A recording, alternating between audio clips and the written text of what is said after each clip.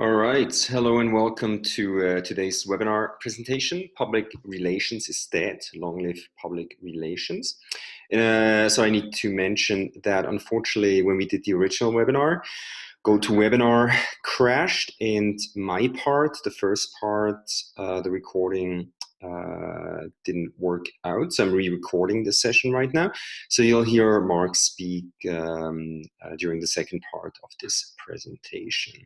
All right, so today the presenters of this webinar are Mark Gutman, founder and publicist at Wild Story Media. Wild Story Media is a boutique Boulder-based public relations firm specializing in PR, media relations, corporate communications, reputation management, social media, and digital strategy. And if you'd like to get in touch with Mark, right there is his email address. My name is Chris Rolfe. I'm the founder and president of a company called Boulder SEO Marketing. I'm an SEO training and consulting expert, and I'm also based here in Boulder. All right, let's get this started. So today's agenda. First, I'll talk about search engine optimized press releases, particularly how to include SE optimized press releases as part of your overall digital and content marketing strategy. Then I'll show you how to draft and optimize a press release for search engines that will essentially show up on Google's page number one. Very powerful. Then I'll discuss ways, or I'll show you ways how to distribute press releases, either through a free or paid online distribution channel. And then last but not least, of course, very important, how we're going to monitor and measure the success of our search engine optimized press releases. Part two, this is where Mark comes in, public relations. He'll discuss what is public relations, why a press release may be a good fit for SEO, but not for getting media attention. Then how to get free press coverage. That's called earned media. And then 3 tips on getting journalists to write about your company. And then we'll have the Q&A at the very end. All right, so we did ask our audience, we did a quick poll at the beginning. I asked how many of you actually use search engine optimized press releases as part of your SEO and content marketing strategy. I was actually surprised, about 50% already have SEO optimized press releases as part of their content marketing strategy, so that's awesome. Then we did another poll. My company has a public relations strategy in place, and only about 30% of our attendees actually did have a PR, public relations strategy in place. All right. Well, let's discuss how to include SE optimized press releases as part of your overall, what I call digital marketing strategy. So here at Boulder SEO Marketing, we have a 5-pillar based search engine optimization methodology. First, your website needs to be in tip-top shape from a health standpoint, from a back-end standpoint. If that's not the case, then you're not going to get all the points you should be getting from Google and other search engines. So make sure the back-end of your website is in great shape. Make sure you actually sign up for Google Webmaster Tools so you can take a look at what's going on the back-end of your website. Then your website needs to function extremely well so that actually visitors can find what they're searching for, and of course take the action that you'd like them to take. Also, if you get a lot of site visitors but they bounce right away, that's very bad for SEO. And also we have more webinar recordings on this topic on the boulderseomarketing.com website. Then on-page search engine optimization, and I'm also including content marketing right there, is basically anything that you can do on your website. And that starts with your keyword research, the meta tags, how you hyperlink your pages, your content marketing, etc., etc. Anything you can actually do on your website. And now this is where search engine optimized press releases come in. off-page search engine optimization. Basically anything you can do outside of your website, including creating content outside of your website that link back to your website, such as SEO optimized press releases, directory listings, LinkedIn company pages, etc., etc. Very, very powerful nowadays. And then, of course, last but not least, social media marketing is becoming more and more important. All the search engines take the social media signals into consideration. They also index tweets, Facebook status updates, company status updates, etc. So we usually see an increase in organic traffic right away after implementing a social media marketing strategy. Again, just did a webinar on this topic. So just head over to boulderseomarketing.com where you can view the webinar. All right, what are we going to announce in a SE optimized press release? Think outside the box. Basically anything that could be of interest to your buyer persona or target audience, such as events, awards, promotions, new employees, potentially a new service or product. Make a big deal out of that kind of stuff. A new client, a new partnership, financial data. If you were a publicly listed company, accomplishments.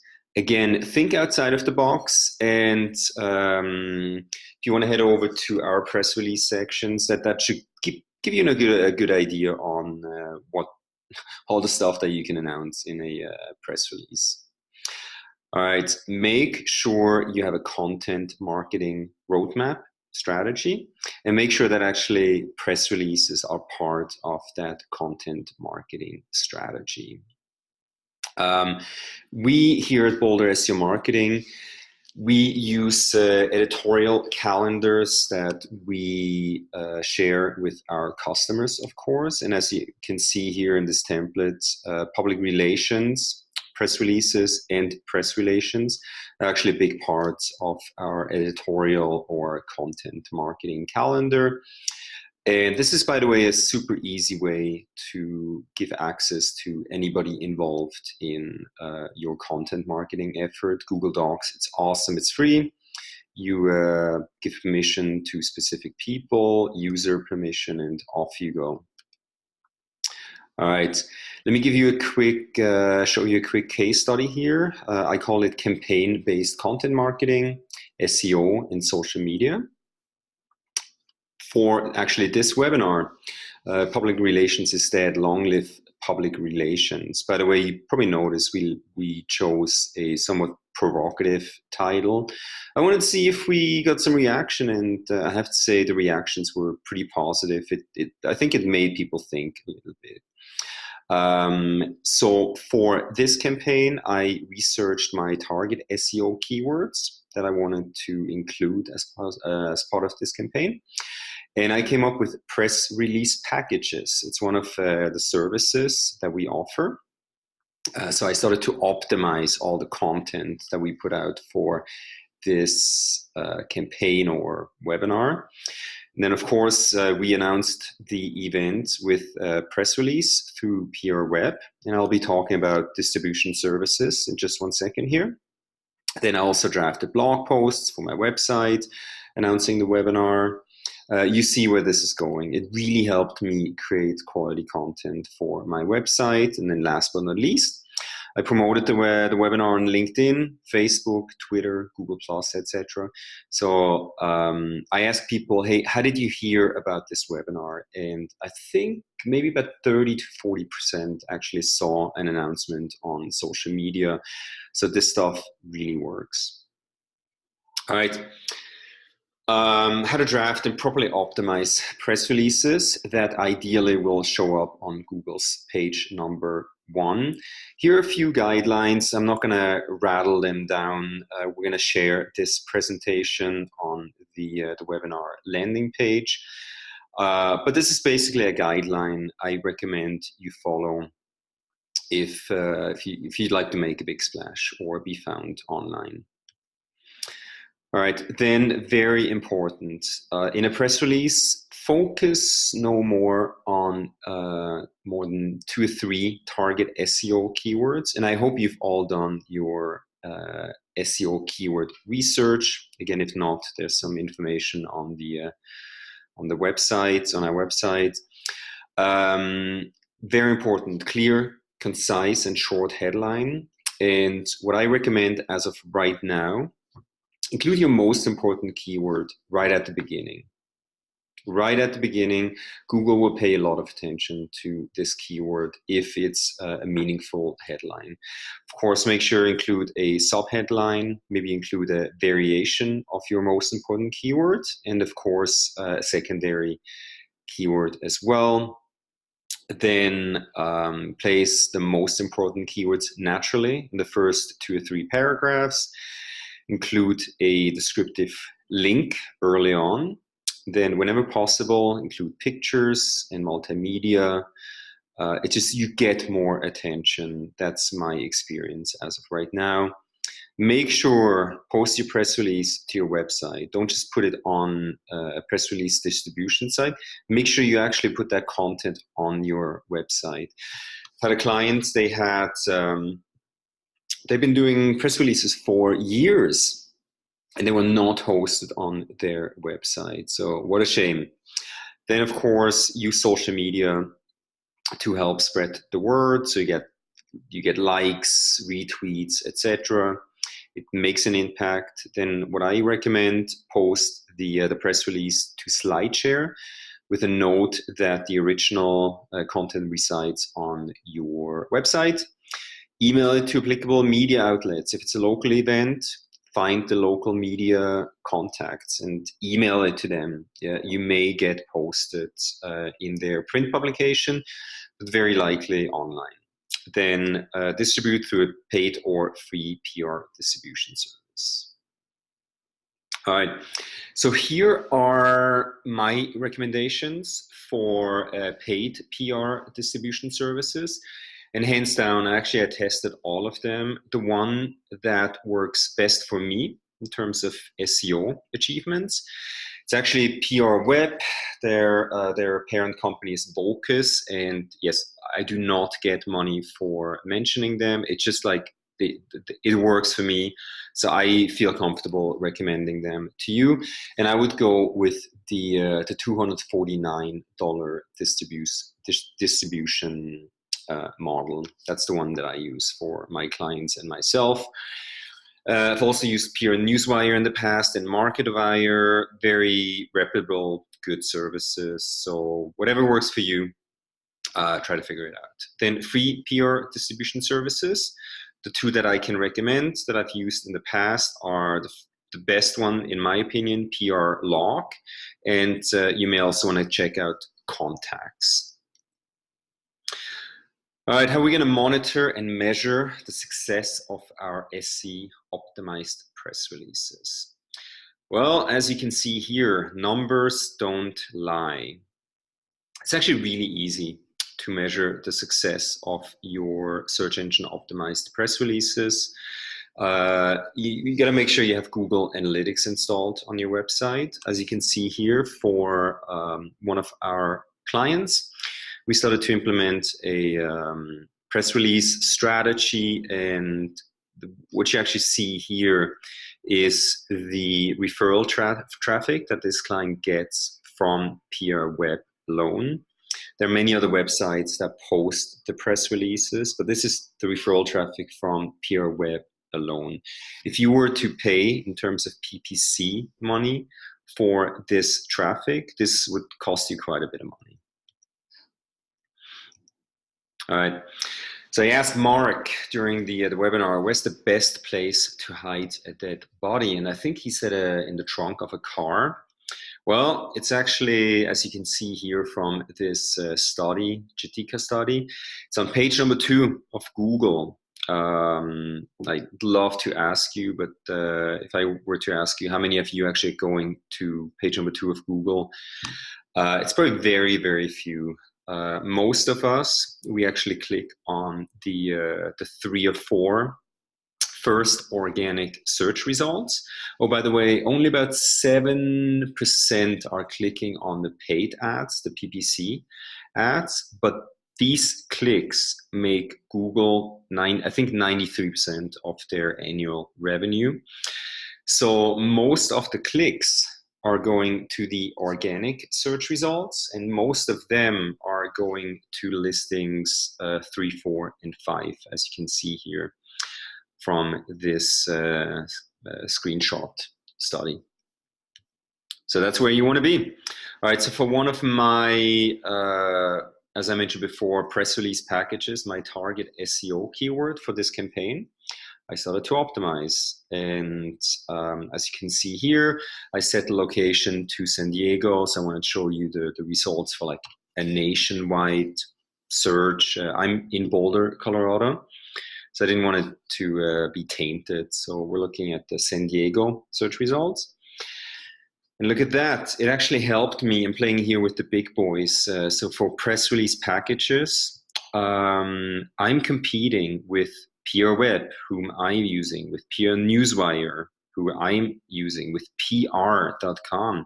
I'm organically listed at listing number 5. I do get a lot of traffic from this keyword, and I do sell a lot of press release packages, search engine optimized press release packages. Very, very powerful and very easy to implement. All right, so I just hosted two full-day SEO trainings in Boulder and Denver. And the day after the Denver event, I released a press release saying that the Boulder SEO marketing on the training, SEO training, received high marks. And look at this. I'm number 1. Google will feed news items, applicable news items, within hours of distribution. So I'm totally outsmarting my competition with, this is actually a PR Web press release that I sent out, and the Digital Journal picked it up, and Google deemed this distribution channel to be the most important. And I think this press release was up for maybe 3, 4, 5 days.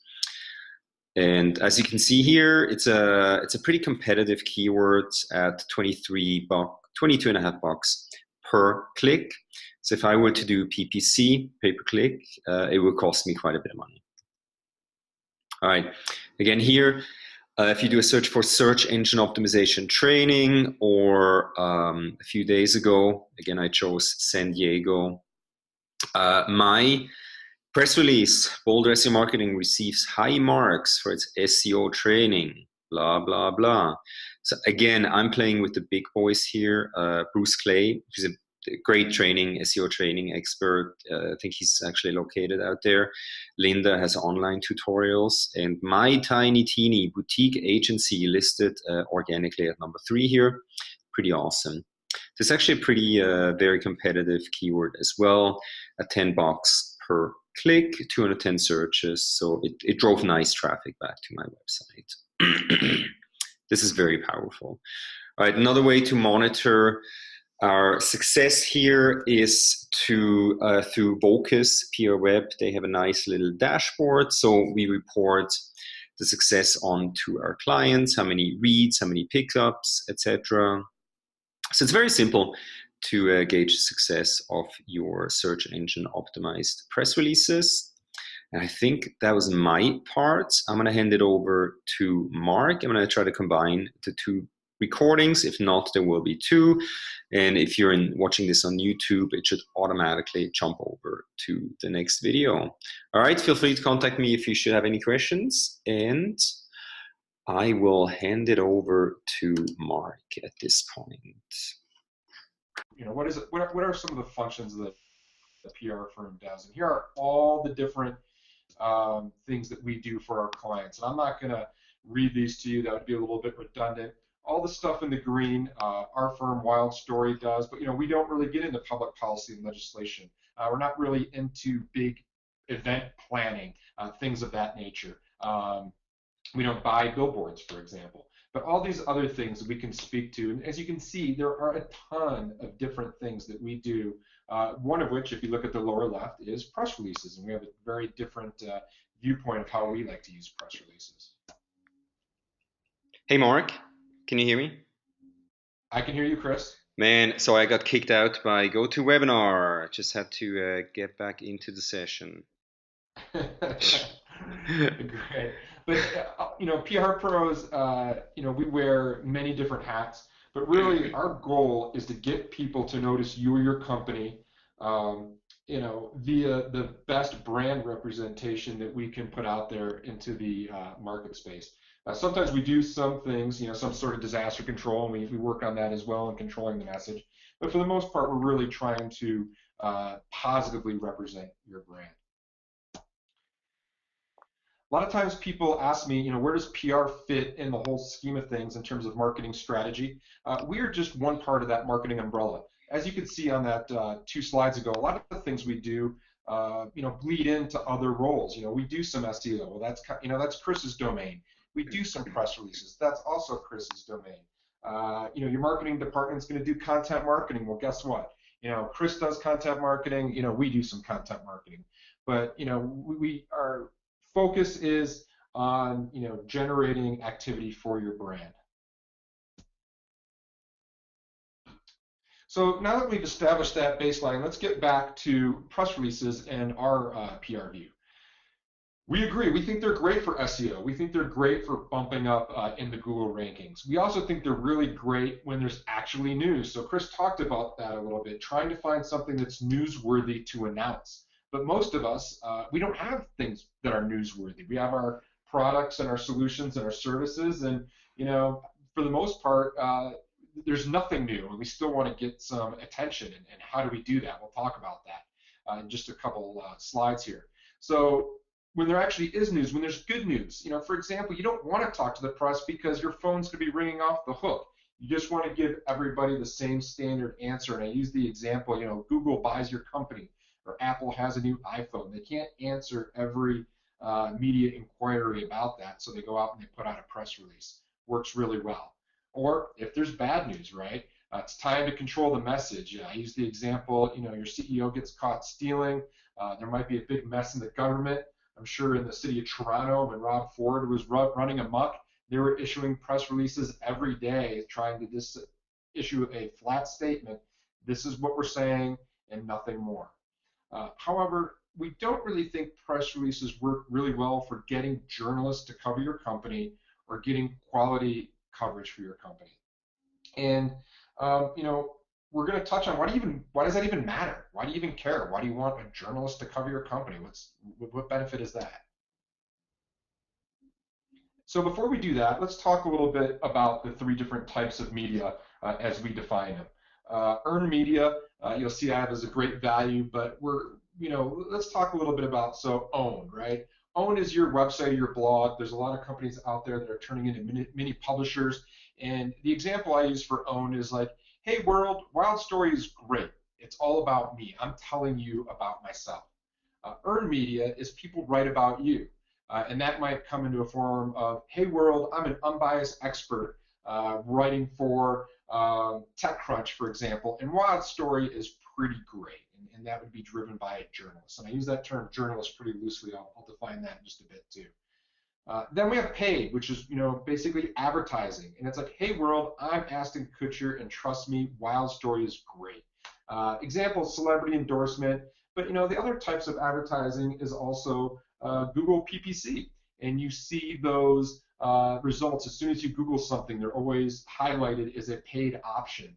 And I'm not going to put words in the audience's mouth, but you can tell me, what do you think of those? Are those the first thing that you click on, or are you a little wary of those? And so, for example, just earlier today, I Googled sunglasses. And you'll see at the top, all those ads are Sunglass Hut and Sunglass Warehouse. That's all paid media. At the bottom, we have organic search, which could have been generated through a variety of SEO programs like the ones that Chris runs, maybe even a press release, who knows. But you'll notice here as I look at them, they're all driven out at the Sunglasses Hut or directly to Oakley. And so say I'm interested in sunglasses, but I want to know what other people think. I want to know what's cool. Do I think Oakley knows what's cool? And do I think that Sunglass Hut knows what's cool? Probably not. So you can look at this example of earned media. We call this a roundup, a media roundup, but this was in the Men's Journal just this month, and it's all about sunglasses. And you'll see that, you have these different brands of sunglasses. And so when I'm in Men's Journal and I'm flipping through and I've got sunglasses on the mind, and I come to this page, I read this with a little different eye. It's not quite an advertisement, right? It's a trusted source. It's the style guide at Men's Journal telling me what's cool.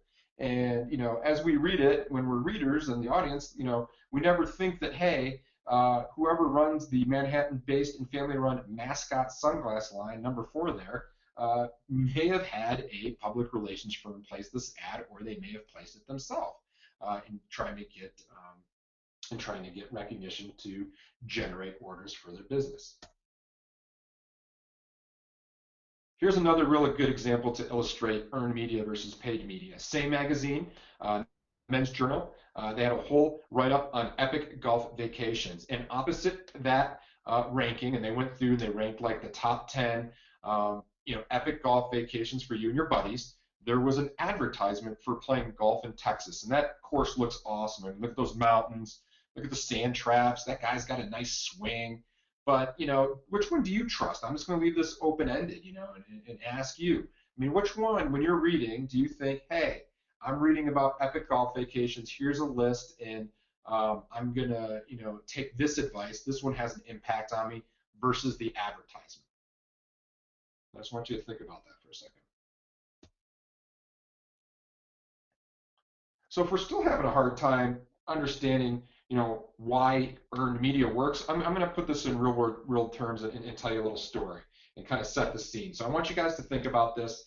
A guy walks into a bar and he sees a cute girl across the bar, and he's like, "Hey, girl, check me out. I got nice hair. Look at my coat. Look at this coat I've got on. It's like a blazer. I've got a nice watch. I'm drinking some Prosecco, it looks like. I must have a lot of money. I'm pretty sweet, huh? What do you think? You want to go out?" And what do you think that girl says? No way, right? No one loves to hear them, being a self-promoter. Certainly doesn't come off very well, even if it's true. So let's reframe that same story. So the guy walks into a bar, but same girl's talking to her girlfriend across the bar. Her girlfriend leans over to her and says, "Hey, check out that guy. I mean, he's got pretty good hair. He's drinking Prosecco. He's got a blazer, not bad." And what do you think the original girl says? Right, I'm interested, right? If you put it that way, maybe I'd like to get to know him. And that's really, at the, heart of what we do, what the perception we're trying to shape. So what changed? What changed in that, story that I just told? Third-party validation, right? It was the girlfriend. The girlfriend came in and said, "Hey, this guy's great," versus him saying it himself. Because really, people just don't like it when you talk about yourself, even if it's true. So no matter how great you or your company or your product services are, it's always way better when someone else is telling people how great it is. I mean, think about all the social media you look at or testimonials. When someone else is talking about the company, it's so much more effective and believable. And so we call that earned media. And the benefits of earned media, it's very cost effective, much, much less than advertising. Much like what Chris illustrated with SEO. Instead of paying all that money, there still is a cost to it, but it's much more effective, and you can do it on your own. So it could be ultimately free if you are able to do that. It builds trust with your end consumers. It builds brand awareness. As I mentioned, it's that third-party validation. Really nice things if you get written up in a magazine or a blog or even social media. It's that digital content. It has that long-lasting SEO advantage to your marketing efforts, and it makes your company look as large as the big boys. I talked about that little small sunglass brand in Manhattan. I mean, for all we know, it could be 2 guys in a loft in Manhattan that's competing with the likes of an Oakley or a Ray-Ban. So it makes your company look really big, and ultimately it drives revenue. That's what we really care about in PR. We're not just trying to make people feel good or like you. We really want people to learn about your products and drive revenue to your business.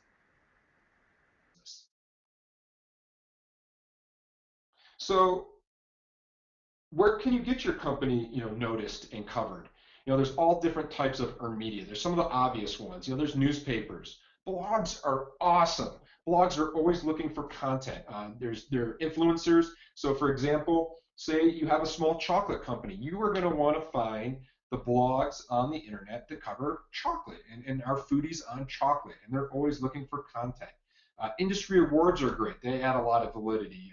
Look at the niche awards in your industry. Industry-specific publications and trade publications. TV is always an option.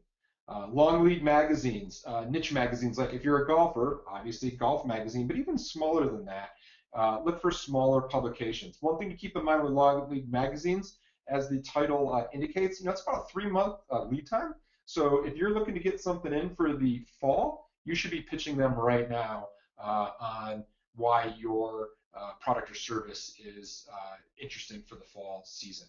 And of course, social media. There's all sorts of influencers and bloggers out there that are looking to just rave about your brand. You just have to find them and connect with them and identify them. So before we start to pitch to those types of media outlets, we need to understand today's journalist landscape. And just a real quick caveat, when I say journalists, I mean anyone who reports on your company, you, or your services. So that could be a blogger, that could be social media, it could be an influencer, obviously it could be someone at a TV station or a magazine, but I use that term very loosely, and it covers all of those types of people. You need to understand that the pressure on journalists today is greater than ever. They have less time, less money, and they have to generate more content than ever before.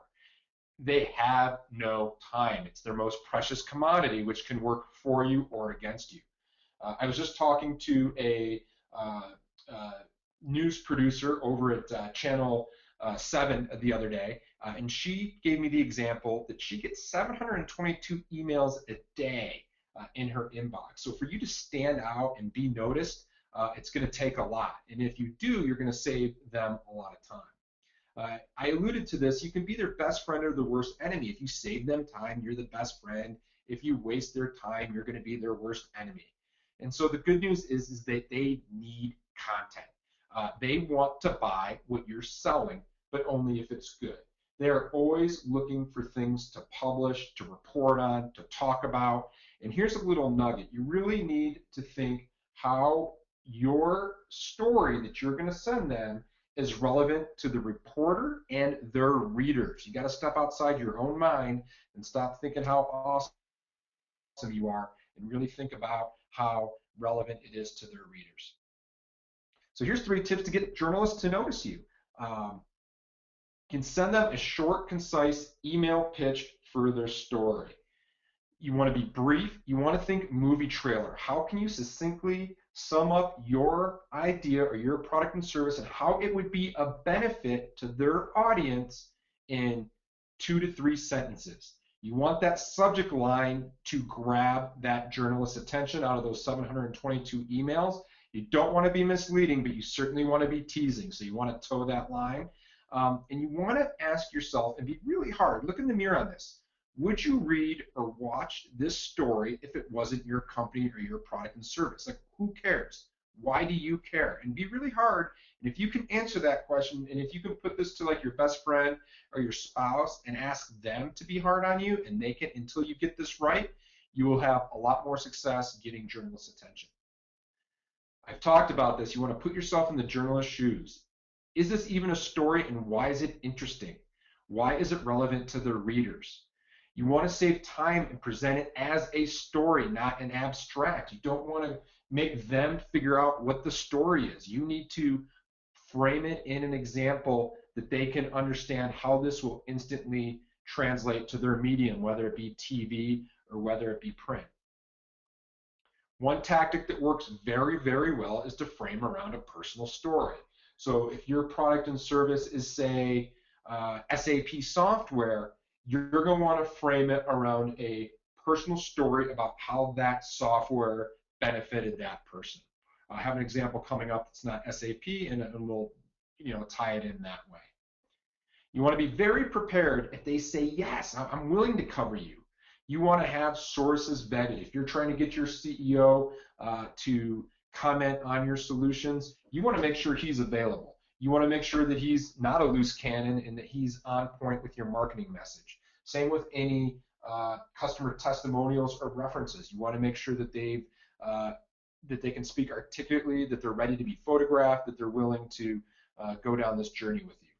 You want to have supporting materials, any spec sheets, any information about your product. This is where a press release might come in handy. If you have a lot of tech specs, after you've gotten the journalist's interest, you could then send them the press release. And photos and original artwork always help. They always lend credibility and add a visual to a story. And again, that's one more thing that you're doing to make that journalist's life a little easier, and they're not having to ask for those photos, and you're giving them a complete package for them to go ahead and publish their story.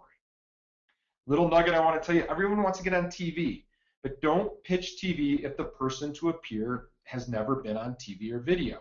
Producers want to see your expert isn't a dud, and they want to make sure that they can speak on TV, that they look appropriate. It's a visual medium. If you've never had your expert on TV, go out and shoot a mock interview and put it on YouTube. Doesn't have to be fancy, but it just shows that they can string a sentence together and that they don't look like Chewbacca or something like that, and include that with your pitch, a link to the YouTube video.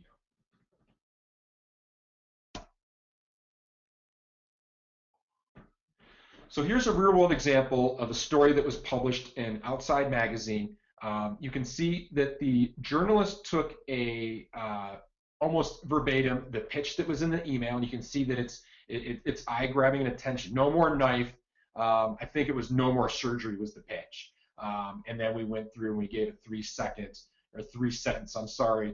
teaser and asking the journalist if they were interested. We knew that this journalist likes to write on medical and cool sports-related topics. So we identified that journalist. We did not blast it out. We understood what they were looking for, what kind of content. And when they did become interested, you can see that we have some original artwork that we shared. We supplied that. And if you'll notice, and I don't know if you can read this on your interface, the whole story, so the client is a doctor that does stem cell therapy, right? And pretty cool technology, and we can get lost all day in the weeds about why stem cell therapy works, how it's this miracle procedure, what's so great about it. But really, if you look at the lead-in, it's all about an extreme skier who is getting older and blew out his knee and is now looking for a way to come back. So we framed that, as I mentioned, that tactic around a personal story, and it's about that story. Now, I want you to think, if you're thumbing through Outside or online and you're reading about this, right, this is not an advertisement. This is a feature story on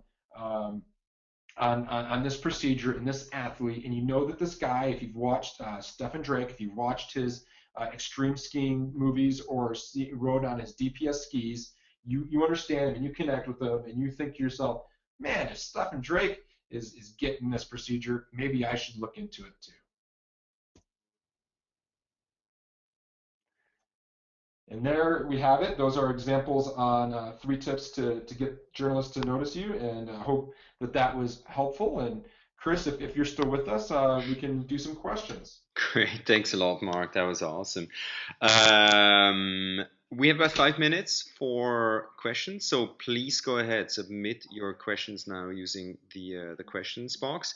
Mark, question for you: How does a PR agency build their network? How do you track down the right people? How do you track down the people you need to talk to? Yeah, it's not easy, and I could talk all day on this. There's a little bit, but mostly it's hard work. You know, believe it or not, Google is a tremendous asset, Twitter, and then it's about building relationships. So as I mentioned, journalists really want you to understand their beat, what they're writing on, as well as understand that they are crunched for time.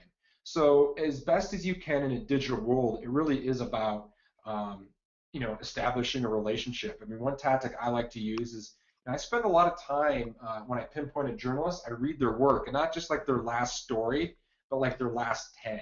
and I really get a sense of what they like to write about and what touches them. And when I reach out to them, I always include a little tidbit about, hey, I loved, and only if it's true, it's not salacious. I don't do this if it's not genuine. But, hey, I loved, your piece on running and how to avoid injury. And it really meant something to me because I like to run, and as I'm getting older, I'm experiencing more injuries. With that in mind, I thought you might be interested in this story. And just that little type of lead-in goes a long way in showing the journalists that you understand their beat and that you care and that you're not wasting their time. Great. Let me see. How do you decide which of the pricing and target audience options are best on PR Web for different clients and releases? It's the 249 option. That's the one I do with my agency. Let me see. So I guess that's the short answer. PR Web has different options, and I recommend the one 249. And then if you work with an agency like ours, if you contract somebody, if you buy a package, so the free one starts at or runs at 449. That includes drafting, optimization, etc., and distribution on free PR sites. And then the paid option is at the 599, $600. Yeah. So I hope that answered your question. Then where can we find the slides for the audio presentation? All registrants will receive the link to the recording and the slides. Hopefully I'm currently traveling, but hopefully by the end of the week or by early next week. We see, what should I expect when working with a PR agency? Mark, that's for you. Tell us a little bit more about how the stuff works if somebody works with you. Yeah, I think that for the most part, it's really important to understand that PR is a long-term strategy. It's not something where you're just going to turn on the fire hose and see it day one. Working with a PR agency is really like bringing them in to be a part of your team, and it takes, just like anyone that you bring into your organization, it takes a little time to get trained up, to understand what your solutions are. Sometimes when you go with a firm that's a specialist in a certain area, that can be of benefit because they already have those media relationships and might be able to shorten that cycle. But sometimes it's not, a tremendous benefit because they've sort of burnt that cycle and you're competing against like clients. So just understand that it takes some time. There are some things that can be done to get immediate hits, but for the most part, it's a long-term strategy, and it's one that that you should look at it as a partnership rather than advertising, which is potentially a radical, turn on the fire hose type of relationship. Mm-hmm. Great. All right. What common SEO mistakes do you see out there? Great question. Probably the biggest mistake is that people don't do their keyword research. They don't know what keywords to optimize for. And again, on the Boulder SEO Marketing.com website, we have a webinar recording on this topic, and it's we often train companies on how to do that well. Then I hate to see when people have not signed up for Google Webmaster Tools. You get so much data out of Webmaster Tools, and for any SEO, this is like you need to have access to Google Webmaster Tools. So definitely get onto Webmaster Tools. Then also what I see is that meta tags are not optimized. It's a deadly sin because you really get control over your snippet, what people see when they search for your